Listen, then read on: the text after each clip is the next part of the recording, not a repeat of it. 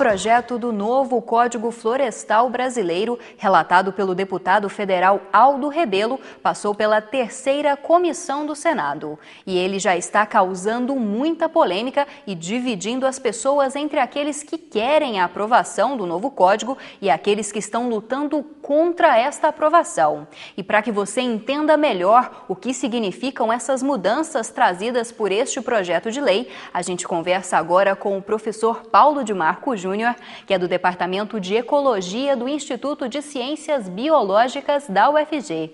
Olá, professor. Olá. Antes da gente começar a nossa conversa, a gente traz uma matéria especial produzida pelo Conexões a respeito do projeto de lei do novo Código Florestal. De um lado, cientistas, pequenos produtores e artistas se mobilizam para que o código não seja aprovado. De outro lado, os grandes produtores e empresários rurais lutam a favor da aprovação. Para o secretário estadual de Meio Ambiente e Recursos Hídricos, é possível gerar o consenso entre os dois extremos, mantendo o desenvolvimento agropecuário e a preservação do meio ambiente. O secretário afirma que o código é um avanço para a sociedade, pois colocou a legislação ambiental em discussão. Colocar o dedo na ferida para regularizar áreas que hoje estão absolutamente irregulares.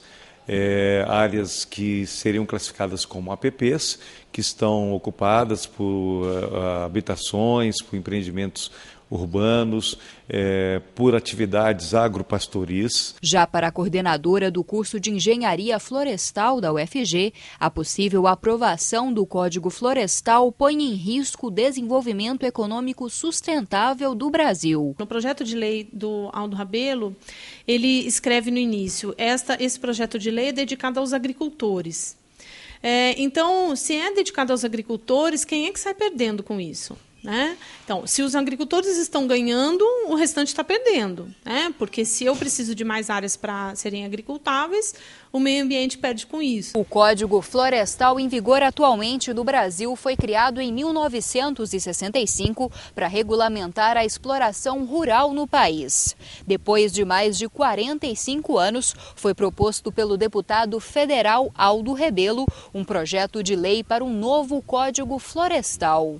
Este projeto traz mudanças preocupantes, como a concessão de mais autonomia aos estados para regulamentar as áreas de preservação ambiental. Os estados passarão também, no que eu acredito, a utilizar essa possibilidade como uma moeda de troca. Então, se em Minas Gerais eu não posso, em Goiás eu posso. Então, ela passa a ser uma moeda de troca entre os estados, até para a possibilidade de instalação de indústrias ou de aumento de áreas para agricultura e pecuária. Outro ponto polêmico do projeto de novo Código Florestal é a possibilidade de anistiar produtores que tenham desmatado áreas de reserva legal até julho de 2008, caso eles cumpram um termo de adesão e compromisso. Se ele, mesmo que tenha sido há 5, ou há 10, ou há 20 anos atrás, se ele desmatou em desacordo com a lei vigente, eu sou pela penalização desse produtor e pela recuperação, obrigação dele recuperar a área que foi degradada indevidamente. Para a coordenadora do curso de Engenharia Florestal, é necessário haver uma consulta pública para que o código atenda às reais necessidades dos brasileiros. Os artistas estão se mobilizando, grandes pesquisadores se mobilizando, a SBPC se mobilizou, a Academia Brasileira de Ciências, eu acho que essas pessoas precisam ser ouvidas.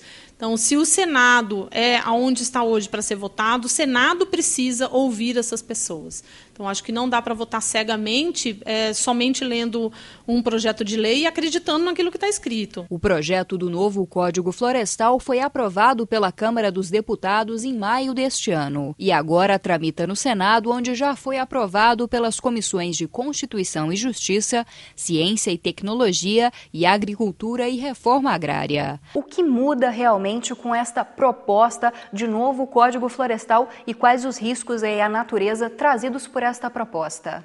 As grandes mudanças que nós temos agora com esse novo código estão relacionadas a proposta de redução de reserva legal em áreas como a Amazônia e a proposta de redução do tamanho das áreas de proteção permanente ao redor dos córregos e riachos.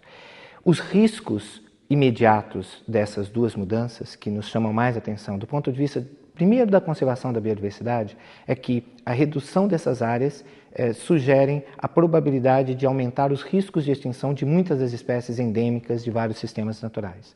Existe um artigo da Nature, uma revista científica das mais importantes, que estima a possibilidade de se perder até 100 mil espécies biológicas em consequências da mudança relacionada a essa proposta. As reservas legais, as áreas algumas dessas áreas que hoje são mantidas como florestas, que poderiam ser transformadas em pastagens, podem ser fundamentais para a recarga de água nos sistemas, nos aquíferos. E então nós podemos ter uma diminuição da quantidade de água. Mas mais imediato, um tempo muito curto, todos os estudos científicos sugerem que há uma perda de qualidade da água. As áreas de proteção permanente ao redor dos córregos e riachos impedem que agrotóxicos e resíduos e sedimentos vão para as águas e que podem afetar os reservatórios de água de uma forma mais ampla. Um detalhe importante, que talvez o nosso telespectador esteja vendo, é que há uma discussão sobre 30 metros ou 15 metros ao redor dessas áreas. Há estudos científicos que mostram que se você tiver uma faixa de vegetação ao redor dos riachos de apenas 15 metros, isso é insuficiente para reter agrotóxicos e sedimentos que estão sendo jogados na plantação que está adjacente a essa área. Estudos mostram que os 30 metros originalmente sugeridos na legislação para determinado tipo de tamanho de córrego são, no mínimo, o necessário para proteger. Há estudos que mostram que em áreas de plantação de cana essas áreas deveriam ser até cerca de 52 metros. Então, o risco que nós temos é uma briga entre um lucro imediato, retirando essas áreas e aumentando a produção delas, e os riscos futuros de saúde, nos riscos de conservação de biodiversidade e de valores que refletem na sociedade como um todo. Um grande problema dessa discussão é até que ponto isso representa a vantagem de um pequeno grupo em detrimento das vantagens em termos do uso da biodiversidade e dos sistemas naturais para uma população inteira. E aí tem um número muito legal. Um pesquisador da USP, o professor Spavorek, fez uma análise da quantidade de terra que se ganha e que se perde pensando nessa mudança do código. Nós temos hoje cerca de 61 milhões de hectares de pastagens com baixa produtividade no Brasil. Essas pastagens produzem menos de 0,7 bois por hectare ano. Nós temos tecnologia, nós sabemos tecnologia, as universidades brasileiras desenvolvem tecnologia que permite você aumentar de 0,7 para 3 bois no mínimo. Então, com um pouco mais de tecnologia, esses 61 milhões de hectares podem produzir o dobro do alimento, sem que uma única árvore seja desmatada. Ao invés de investir nessa tecnologia, parece mais fácil simplesmente retirar essa outra área. Mas isso parece, se você olha os números, isso parece meio absurdo, porque a quantidade de terra com alta aptidão agrícola que nós poderíamos ganhar se esse novo Código Florestal for aprovado são só 7 milhões de hectares. Nós temos 61 milhões de hectares que podem ser recuperados para aumentar a produção, mas estamos querendo incorporar 7 milhões de hectares nesse sistema de produção. Então, o argumento de que é necessário esse código para aumentar a produtividade agrícola ou para encontrar novas áreas para a agricultura, ele é absolutamente falso. E em relação aí à possibilidade de que mais desmatamentos sejam feitos também em áreas menores do que 4 módulos. Como é que aconteceria essa questão? Como é que alguns agropecuaristas, agricultores de grandes propriedades podem se utilizar, caso o código seja aprovado, dessas novas medidas? Se elas foram alteradas por atividades agropecuárias, elas não precisariam ser recompostas. Então, as áreas de reserva legal e área de preservação permanente, porque elas seriam muito pequenas, elas não seriam recompostas. O risco, óbvio, é que se você tem uma terra maior, uma área muito maior que 4 módulos fiscais, você divide ela em vários pedaços de 4 módulos e você, em consequência disso, você estaria desobrigado a seguir a lei ou seguir a recuperação necessária dessas áreas. O mais interessante é que agora o projeto foi votado na Comissão de Ciência e Tecnologia. E foi apresentado lá uma proposta muito simples, naquela de que você só poderia usar os 4 módulos se eles já tivessem já estivessem num cartório muito antes do momento em que a avaliação sobre a recuperação ou não está sendo feita. Ou seja, isso impediria que alguém dividisse suas áreas posteriormente à legislação. E esse mecanismo absolutamente simples não foi incorporado ao texto. Ele foi rejeitado pelo relator, o deputado Luiz Henrique. Isso é uma medida muito clara de como que a proposta que é apresentada no Congresso, ela tem uma visão muito clara de como se pretende utilizar isso ou essa legislação para incorporar áreas para a agricultura de uma forma extremamente irregular e extremamente danosa para a sociedade como um todo. Uma participação do nosso telespectador que também está preocupado com essa questão da possível aprovação do projeto de lei do novo Código Florestal Brasileiro. Com a mudança do Código Florestal, a Amazônia corre algum risco? A Amazônia ela tem um significado para o país enorme. Ela não só é, no momento, um valor para nós, mas ela é um valor futuro para o Brasil muito importante. A proposta do Código Florestal atualmente no Senado sugere que você vai modificar de 80% de área de reserva legal para 50% de área de reserva legal. Com a lógica de que com isso você liberaria áreas para a agricultura. Há várias críticas sobre até que ponto que existem áreas tão agriculturáveis em vários desses sistemas amazônicos, mas, primeiro, o risco para a biodiversidade é enorme. O sistema amazônico é extremamente frágil. A fragilidade desse sistema exige que grandes áreas são necessárias para se manter a biodiversidade de um sistema que evoluiu de uma forma extremamente delicada e num sistema muito estável.